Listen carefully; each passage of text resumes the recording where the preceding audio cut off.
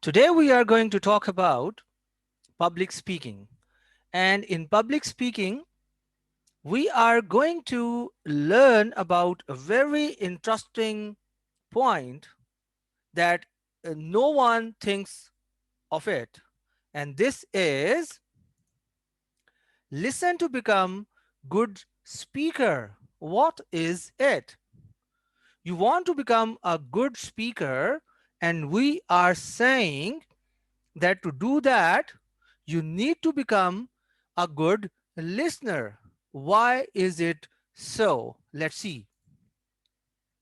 Why you need to listen. Number one, learn to imitate style and content of effective speakers. What does it mean? Everyone likes to follow his or her favorite personality. You try to copy how he or she speaks, how he or what content he or she uses, what topics he or she uses, and how he or she delivers. So it is important to listen to your favorite or the speakers who perform well. Like if you move around yourself, if you look around yourself, you will find a number of effective speakers which are followed by different people. Number two, you learn to avoid shortcomings of ineffective speakers. Is it so that every speaker is effective? Now, this era is the era of technology. We see different videos on YouTube, and we see that every speaker is not effective. There are speakers who don't perform well. So you can also listen to such kind of people, so you can decide, you can understand, you can observe what are the shortcomings in their speech. Why are they not able to create an effective impression on the audience? Number three, learn to know about the audience's response to your own speech. When you become a good listener, when you listen to other people, you also learn that what kind of response audience can give you to your own speech. So you can learn what you should add, what you should not add, what gesture you should give, what kind of examples you should give, what kind of jokes you can share, what kind of content or material you can share in your speech. So, listening is important to become a good speaker.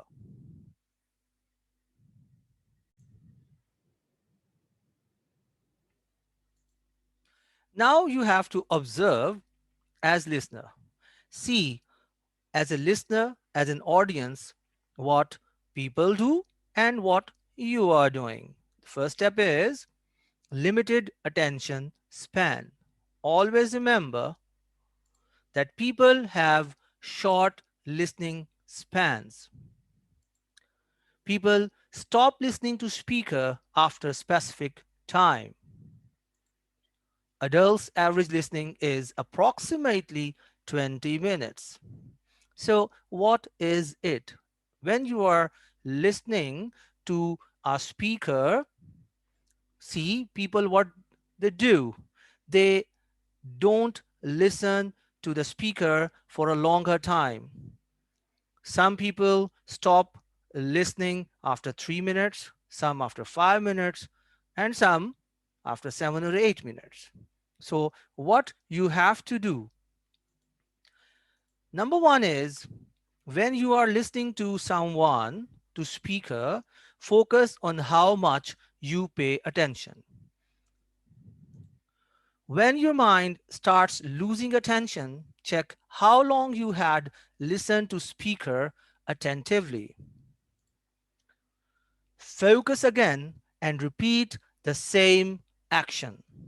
So what you need to do is that you have to check how much time you focus on the speaker.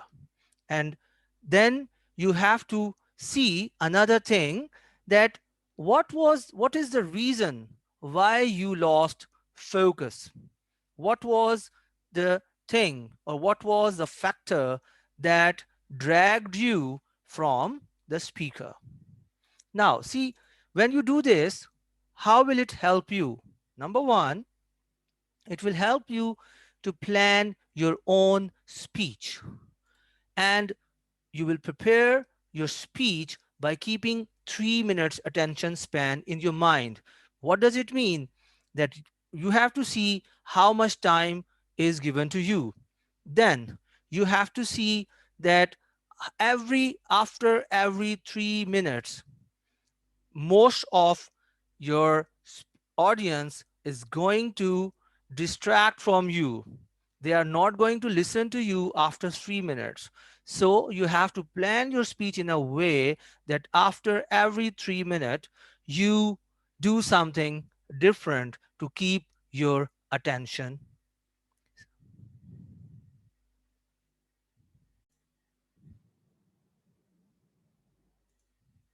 Second point that you are going to consider is external distraction. Means there will be different things which can distract you as a listener. See what they are.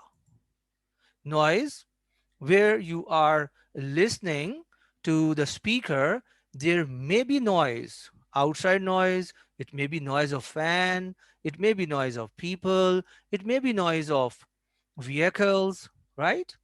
Second thing, movement. There is possibility that when you are listening to your speaker, there is movement around the speaker that is distracting you. Third one is gestures. There is possibility that gestures or of speaker are distracting you. So you have to observe the gestures too. Are they distracting you or not? Fourth one is temperature. The place, the venue where the speaker is speaking and you are listening to him or her live, what temperature that place has. If it is very cold, it may distract you. If it is very hot, it may also distract you. Number next is seating arrangement. Seating arrangement can also distract you from the audience. Similarly, there are other factors like you are feeling hungry or you are angry, or there are other factors that are distracting you from the speaker. So, what you have to do, notice what environmental factors are distracting you. Ask yourself what would help you to pay close attention to the speaker other than removing the source of distraction. Is the speaker aware of the problem? Does the speaker manage to engage your attention despite the distractions? Now, what how will you how will it help you? It will help you learn, make your speech interesting to the extent that your audience do not get distracted. You will also learn, take notice of what can distract your audience. Adopt suitable techniques to draw the audience's attention away from the distraction and toward your words.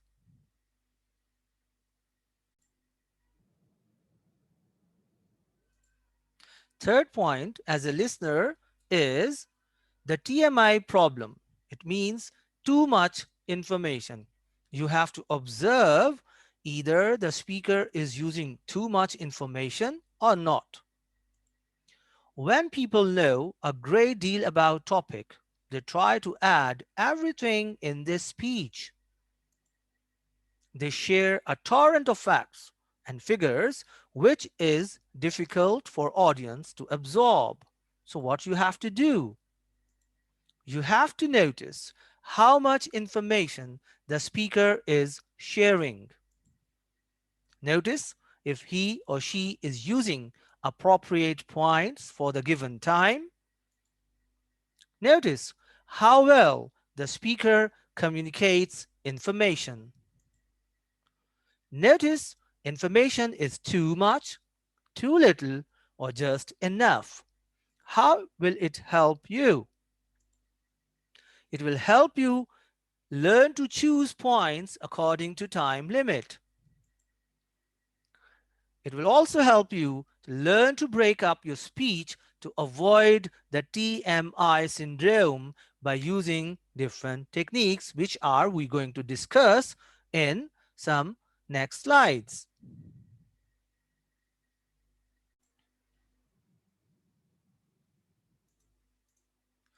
As a listener, now you are going to observe eye contact of yours as well as the eye contact of the speaker. Different people do different things when they listen. Number one, people wander their eyes, and wandering eyes indicate that your listener is more interested in what's going on behind you.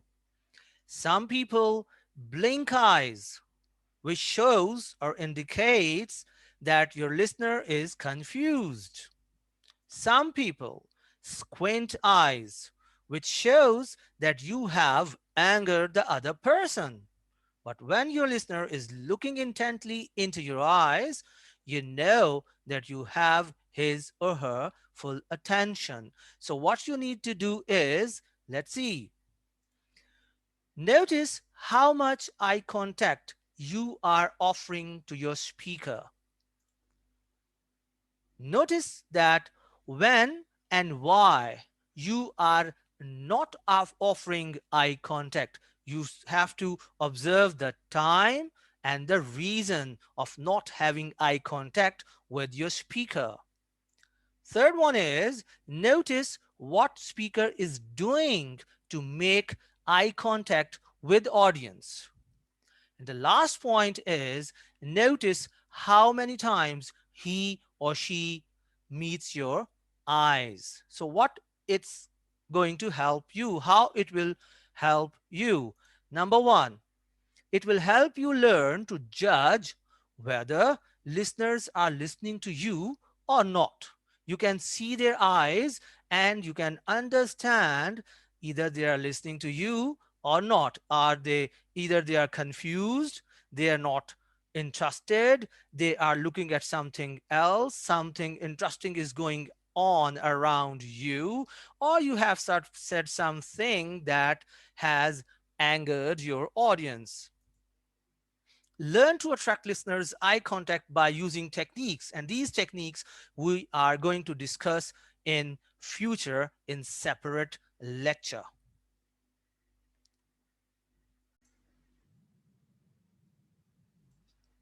As a listener, you are going to consider now the fifth point, that is personal mannerisms of your speaker. Different speakers do different things. Let's see what they do. They rock back or forth, they play with hair, they touch face, they sniffle throat, they say, ah, they gaze up at the ceiling, they lean forward, they jab fingers at audience, or they have a smirk. So all these things you have to observe, either you as a listener or are observing in the behavior of the speaker.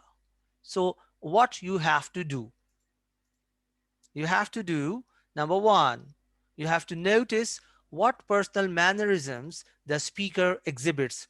Either he is touching his or her hair, either he is saying mm, ah, or you know, or he is rocking uh, forward or back, or he's doing different things. Second thing is you have to notice how speakers' personal mannerisms affect you. And the third thing is you have to notice what made those personal experiences distracting to you. Now, what will you learn? How will it help you? It will help you to learn a great deal about how body language helps and hinders listening. It will also help you learn what gestures help this speaker get the point across. And you can also learn what unconscious habits you have that might be hindering your own speeches. So you can decide what gestures you have to give during your speech and when you are going to give those gestures, and what are your unconscious habits that can create problem for your audience. So you have to stop doing those things to become a good speaker.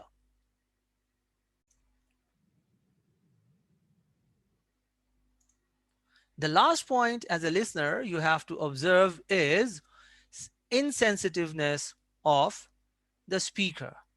When speaker speaks, he may be considering emotions of the audience, or he may not be considering emotions and feelings of the audience. So what audience observe? Let's see. They consider either the comments of speaker are sensitive or insensitive.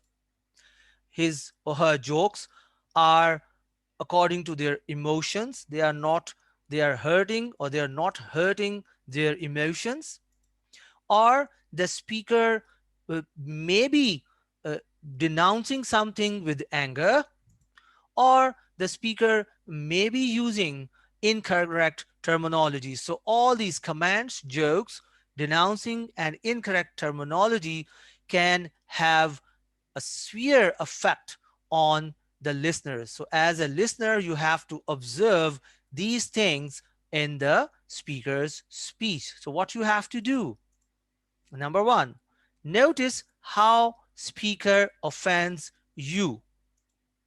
Notice what you feel insensitive. Notice what you feel incorrect. And notice if the speaker addresses any controversial topics. If so, how he or she avoids offending the audience. What will you learn from this? It's going to help you to learn to be sensitive to audience's emotions. Whatever you are saying, you have to consider, you have to analyze your audience, that will they be sensitive to my words or not? Will I hurt their emotions?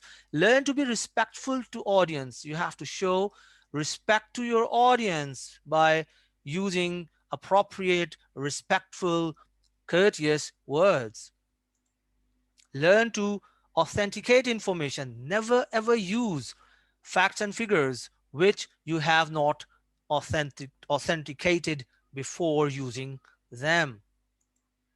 Learn to avoid being controversial. Avoid using controversial statements or discussing controversial topics. So, thanks for watching. I hope you have understood this very interesting topic.